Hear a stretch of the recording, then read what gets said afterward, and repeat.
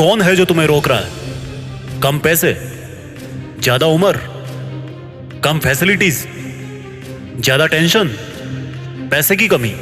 नवाजुद्दीन सिद्दीकी के बारे में जानते हो? उनके पास भी पैसे नहीं थे। 4-5 साल रात में जग जग के वॉचमैन की नौकरी करी थी। उम्र ज्यादा हो गई।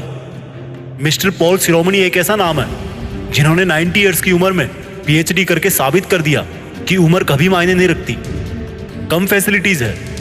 हमारी missile man doctor APJ Abdul Kalam अपने पापा की हेल्प करने के लिए साइकिल से अखबार बांटा करते थे।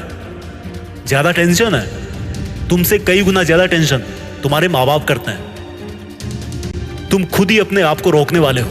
तुम खुद ही अपने आप को रोक रहे हो। अगर तुम्हारे सामने वाले के पास तुमसे ज्यादा पैसा है, कार है, सफलता है, नाम है, तो उससे जलने की जरूरत नहीं है, क्योंकि वो बंदा डिजर्व करता है। उसने अपनी जिंदगी में चलते हुए तुमसे ज्यादा पैर घिसे हैं। जब तुम टाइम पास कर रहे थे तो वो बंदा टाइम इन्वेस्ट कर रहा था। जब तुम पैसा उड़ा रहे थे तो वो बंदा पैसा कमाने का तरीका ढूंढ रहा था। जब तुम एक नौकरी पैदा करने की सोच रहा था। जब तुम बिजली कटने के बाद सो रहे थे तो वो बंदा मोमबत्ती के पास बैठकर अपनी आंखें काली कर रहा था। वो डिजर्व करता था।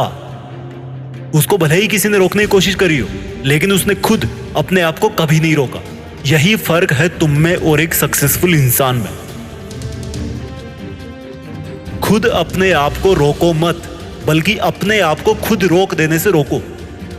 जब लगे कि नींद आ रही है, उठ, मुंह धो के आ, 30 मिनट और पढ़। एक्सरसाइज करके थक गया, पसीना पहुंच, पानी की एक घूंट पी और एक सेट और मार।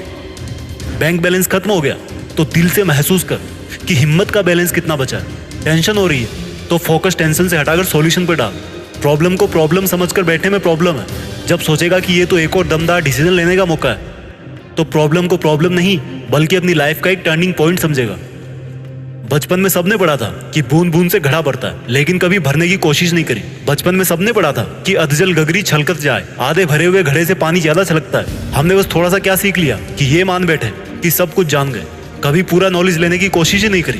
बचपन में सबने सीखा था कि आलस्य कुतो विद्या, आलसी आदमी कुछ नहीं सीख सकता, और जब सीख ही नहीं सकता तो करेगा क्या।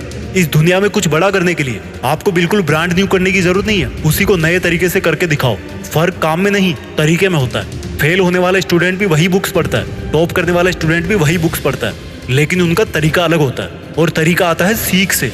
इसलिए सीख और कुछ बड़ा कर। देश में अपना नहीं बल्कि दुनिया में देश का नाम कर। जय हिंद।